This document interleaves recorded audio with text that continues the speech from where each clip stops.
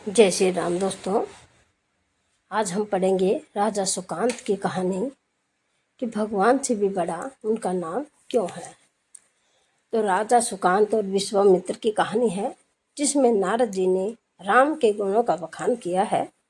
मुझे आशा है कि आप सबको यह कहानी पसंद आएगी। यदि पसंद आई तो आप इसे शेयर जरूर से ज़रूर कीजिएगा। और कहानी पढ़ना हम शुरू करते हैं।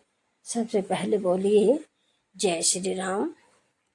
नारद जी बड़े लीला बिहारी हैं। वे हर लीला भगवान के नाम, महिमा, गुण और शरणागति की महिमा को पुष्ट करने के लिए ही प्रकट करते हैं। वे स्वयं भगवान का साक्षात स्वरूप हैं। तो एक बार की बात है कि सुकांत नामक एक राजा था। वह बड़ा ही प्रतापी था।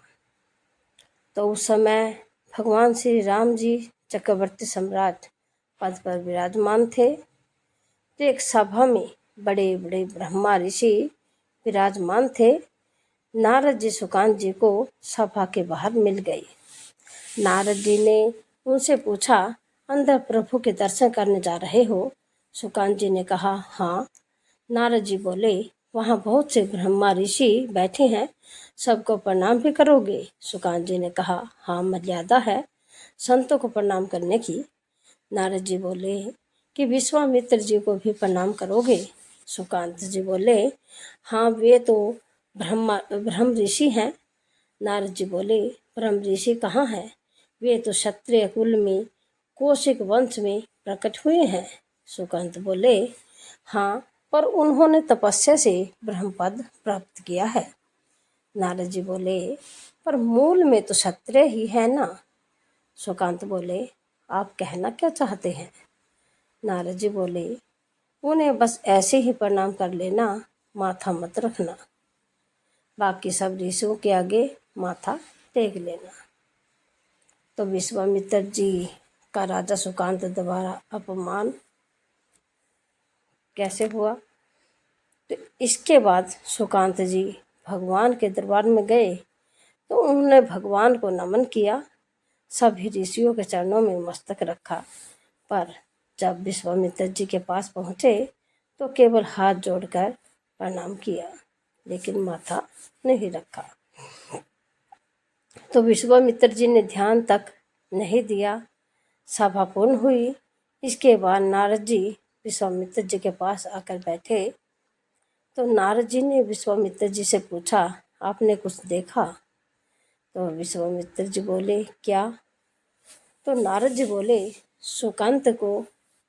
विश्वामित्र जी बोले, क्या बात हुई? मैंने तो ध्यान नहीं दिया। तो नारद जी बोले, सुकांत ने सबको माथा टेक कर प्रणाम किया, बस आपको ऐसे ही प्रणाम कर दिया। विश्वामित्र जी बोले, हाँ, उसने ऐसे तो किया, पर इस बात पर मेरा ध्यान नहीं गया। इसका कोई विशेष कारण है? नारद जी बोले, हाँ, वो कह रहे थे कि आप मूल में तो क्षत्रिय ही हैं, ब्रह्म ऋषि तो आप बाद में तपस्या से बने।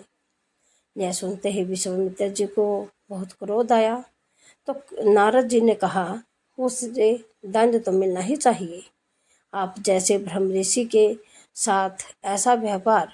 नारद जी ने वहाँ सुकांत को विश्वामित्र जी का अपमान करना सिखाया और यहाँ उसकी शिकायत भी कर दी। इससे उसका कुछ विशेष उद्देश्य था। तो विश्वामित्र जी आवेश में खड़े हुए और बोले, रघुनाथ, आपके दरबार में हमारा अपमान हुआ है। तो श्री राम बोले, प्रभु, आपका अपमान? विश्वामित्र जी ने कहा, सूर्य अस्त होने से पहले सुकांत का मस्तक मेरे चरणों में होना चाहिए। इस पर श्री राम जी ने कहा, प्रभु, मैं आपके सामने सत्य वचन कहता हूँ, यदि सूर्यास्त से पहले मैं उसका मस्तक आपके चरणों में न डाल दूँ तो मैं रघुवंशी नहीं। आप शांत हो जाइए। तो नारद जी सीधा सुकांत जी के राजमहल पहुँचे। वे सुकांत जी से बोले, अब तो शाम तक मारे जाओगे।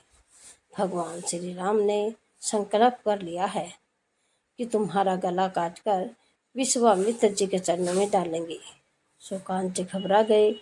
बोले, महाराज, आपने हमें फंसा दिया। हम तो साष्टांग प्रणाम कर लौटने ही वाले थे, आपने ही कहा था कि बस हाथ जोड़कर देना। नारद जी बोले, हमें क्या पता था कि बात इतनी बिगड़ जाएगी। अब तो समस्या सच में फंस गई है। सुकांत जी की आशा हनुमान जी का सहारा। सुकांत जी ने हनुमान जी का सहारा लिया। सुकांत जी रोने लगे, प्रभु अब कैसे बचें? भगवान ने तो कह दिया है कि मैं रघुवंशी नहीं यदि सूर्यास्त से पहले उसका मस्तक आपके चरणों में न पहुँचाऊँ। और भगवान कभी मिथ्या वचन नहीं कहते। अब तो मैं मारा ही जाऊंगा। कोई उपाय है प्रभु? नारद जी बोले, एक ही उपाय है, हनुमान जी, वही बचा सकते हैं। सुकांत बोले, पर राम जी की आज्ञा का विरोध हनुमान जी कैसे कर सकते हैं? और फिर हमारी पहुंच भी कहाँ है हनुमान जी तक? नारद जी बोले, हनुमान जी को यदि कोई राम जी के अलावा आज्ञा दे सकता है तो वे हैं माता अंजनी। चलो मैं तुम्हें उनसे मिलवाता हूँ। नारद जी उन्हें अंजनी माता के पास ले गए। सुकांत जी ने साष्टांग दंडवत प्रणाम किया और वे रोते हुए कहा, माँ रक्षा कीजिए।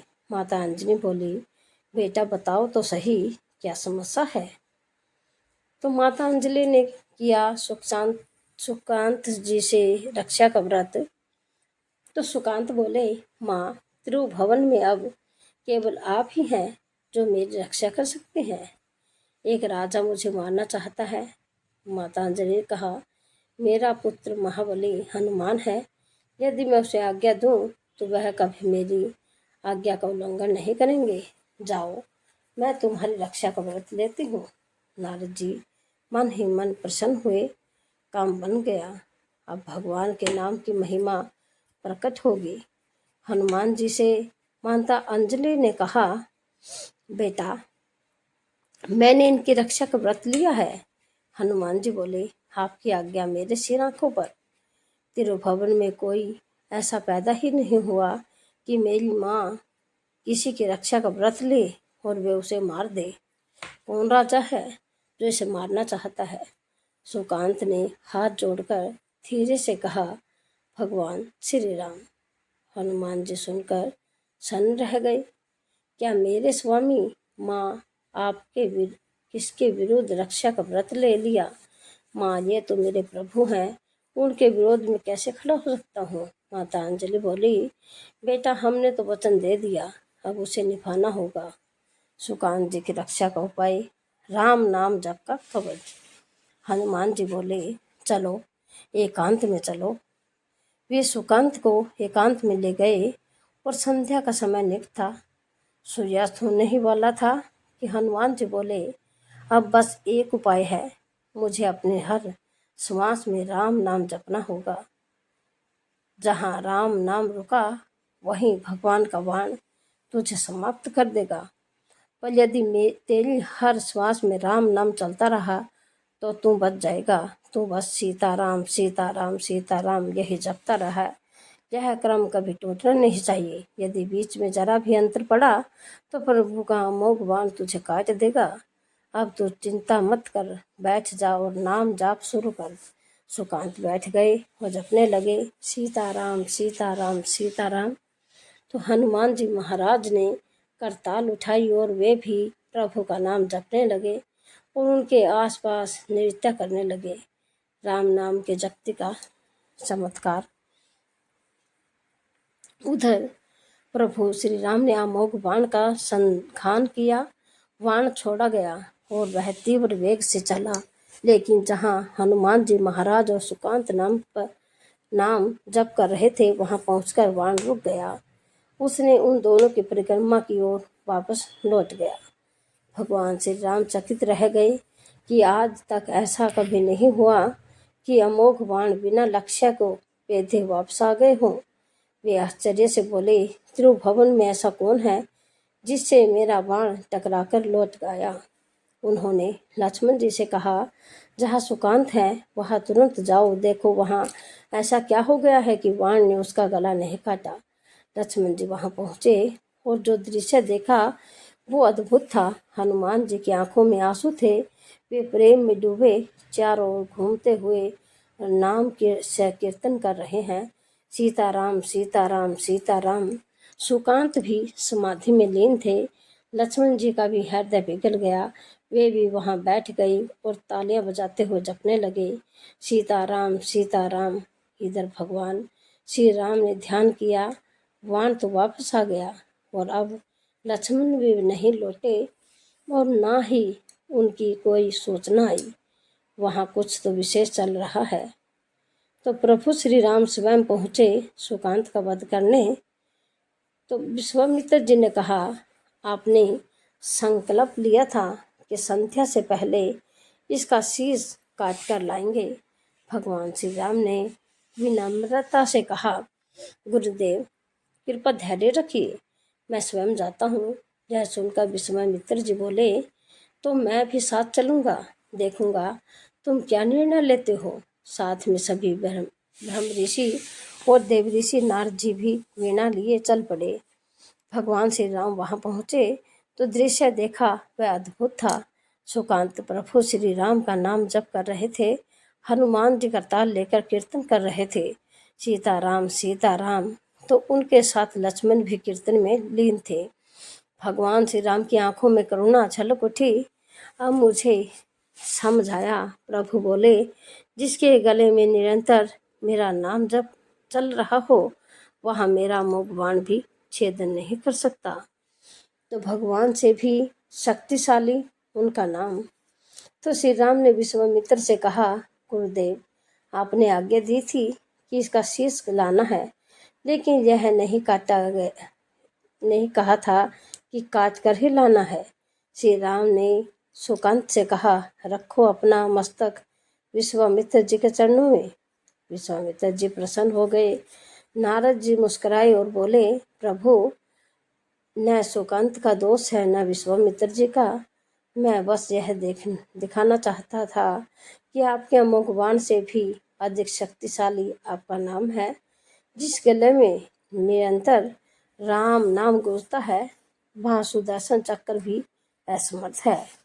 आज ही राम नाम जप शुरू करें। नाम जापक एक अमोघ शक्ति से संपन्न हो सकता है। आप नाम जप शुरू करें। कुछ दिन नाम जपने के बाद अगर आपके जीवन में विपत्तियां आने लगे तो हारना मत है। आपके पुराने कर्मों का हिसाब हो सकता है। यह एक युद्ध है। कभी विपक्ष से वाण आकर घायल करता है तो सूरवीर पीठ दिखाकर थोड़ी भाग जाता है। चाहे जितनी विपत्तियां आए, अब नाम जप नहीं छूटना चाहिए। उन विपत्तियों का कोई प्रभाव आप पर नहीं पड़ेगा। हरि के स्मरण से सारी विपत्तियां दूर हो जाती हैं। बोलिए जय श्री राम।